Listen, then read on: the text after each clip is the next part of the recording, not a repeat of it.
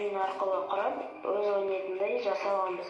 Солай бірінші орынмен республикалық жарысқа Шымкентке жолдама алдық. Мен осылай робототехникадан Arduinoны қолданып, жарыстардан жоғары нәтиже көрсетіп, қазақтың ұлттық аспаптарын әлемге танытқым келеді. Менің алдымда тұрған жетіген 3D принтерден шығарылған. Бұл жетігенді мұғалім және менің сыныптасым Айзере деген қыз екеуміз жасап шығарған болатынбыз. Бұл қазір еркемай күйін ойнайтын болады.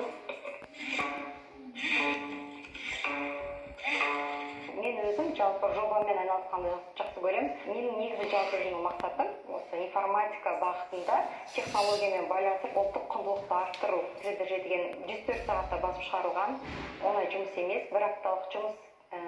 4 ай жұмыс жасадық моделін жасау үшін. Мысалға, оркестрді дайындау үшін қаншама уақыт керек, өнер адамдарын жинау керек, репетиция жасау керек. Ал мысалы, мен өзім болашақта арманым осындай 3D принтерлардан мықты аспаптар жасап, блендермен моторлар орнатып, нотасын массивқа салса, мысалы домбыраны ойнайды, бір программа, жетігенді ойнайды, қобызды ойнайды. Бізде балалар